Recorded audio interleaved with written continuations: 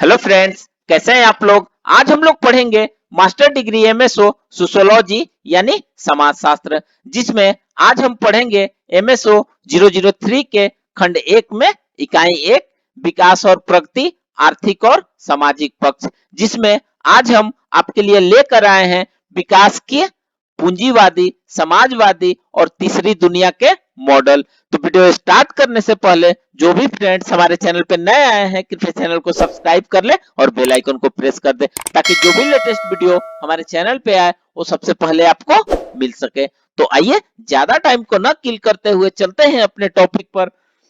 विकास और प्रगति, आर्थिक और सामाजिक पक्ष में विकास के पूंजीवादी, समाजवादी और तीसरी दुनिया के मॉडल। तो वीडियो को स्टार्ट करते हैं। आर्थिक विकास आधुनिक राज्य का प्रमुख सरोकार रहा है, पर यह सरोकार राज्य की विचारधारा और सत्ता के ढांचे से गहरा जुड़ा है।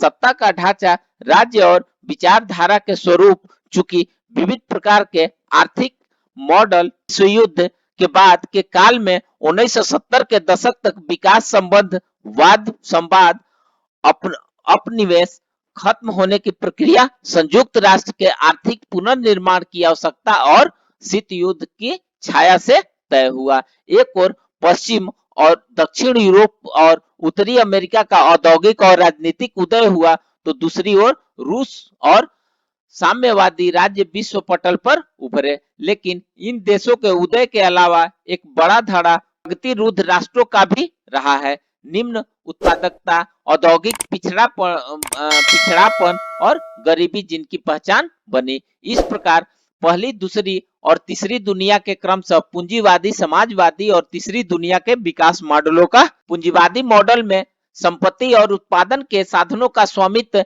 निजी हाथों में होता है। आर्थिक उद्यमों पर राज्य का नियंत्रण न्यूनतम होता है और अर्थव्यवस्था मुक्त होती है, जिसे स्पर्धा नियमित करती है। विकास का यह मॉडल सतत वृद्धि और आधुनिकीकरण पर विशेष जोर देता है, जिसकी शुरुआती चरण में राज्य को भारी निवेश करना होता है। इस परिप्रेक्ष्य में आर्थिक विकास, औद्योगिकरण और अपूर्ण रोजगारी, ग्रामीण श्रम की शहरी औद्योगिक क्षेत्र में ज्यादा उत्पादन, काम धंधों में स्थानांतरण के इर्द गिर्द घूमता है। राज्य को घरेलू और विदेशी बचत से एक निवेश पूल बनाना पड़ता है, जिससे यह निर्देशित औद्योगिक विकास के कार्यक्रम को वित्त प्रदान कर सकता है। लेकिन पहली दुनिया के इस विकास मॉडल को उस समाजवादी मॉडल के विस्तार से उत्पन्न अनेक चुनौतियों का सामना करना पड़ा, जिनका प्रतिनिधित्व दूसरी दुनिया कर रही थी। समाजवादी मॉडल विकास के पूंजीवादी मॉडल को उल्टा था, क्योंकि यह संपत्ति और उत्पादन के साधनों पर निजी स्वामित्व को खत्म करता था, बल्कि यह उत्पादन के साधनों पर राज्य स्वामित्व में सार्वजनिक उपक्रमों, राज्य द्वारा नियमित अर्थव्यवस्था और आर्थिक विकास के लिए राज्य द्वारा केंद्रीकृत नियोजन की बात करता था। पूंजीवादी और समाजवादी ये दोनों मॉडल मुख्य रूप से आर्थिक वृद्धि पर ही जोर देते थे, पर समाजवादी मॉडल की एक विशेषता थी कि इसमें आबादी के सभी वर्गों में इस आर्थिक वृद्धि के फलों के समान वितरण पर विशेष ध्यान दिया गया। तीसरी दुनिया में एशिया, अफ्रीका और लैटिन अमेरिका के पूर्व उपनिवेश नौ स्वतंत्र और गुट निरपेक्ष देश से आते हैं, जो औद्योगिक दृष्टि से पिछड़े हैं। असल में तीसरी दुनिया के परिप्रेक्ष्य पहली और दूसरी दुनिया की परस्पर विरोधी विचारधाराओं में जकड़े हुए हैं। अपनी सामाजिक संस्कृति और राजनीतिक ताने बाने, ऐतिहासिक अनुभव और प्रौद्योगिकी और आर्थिक विकास के स्तर के लिहाज से इन देशों में भारी विविधता है। आर्थिक और प्रौद्योगिकी दृष्टि से यह देश अल्प विकसित है। अपने औपनिवेशिक कोतर काल में ये देश राष्ट्र निर्माण और तेज सामाजिक परिवर्तन की प्रक्रिया से गुजर रहे हैं। ये देश विकास के विविध मॉडलों पर प्रयोग करते हैं। उदाहरण के लिए भारत ने अपने विकास के लिए मिश्रित अर्थव्यवस्था मॉडल अपनाया है।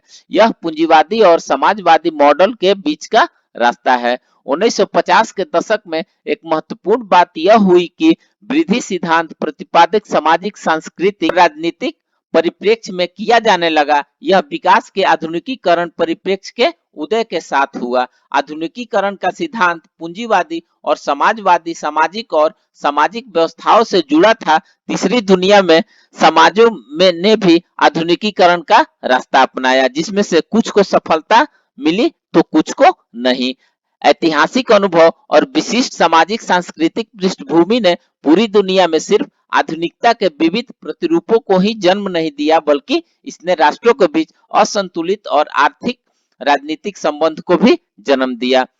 पारमिकता सिद्धांत कारों का तर्क यह है कि आसमान व्यापार संबंधों और पूंजीवादी विकास ने दक्षिणी गोलार्ध के देशों को पूंजी प्रौद्योगिकी और बाजार के लिए उत्तरी गोलार्ध के देशों पर निर्भर कर दिया, जैसे पश्चिमी यूरोप और उत्तरी अमेरिका।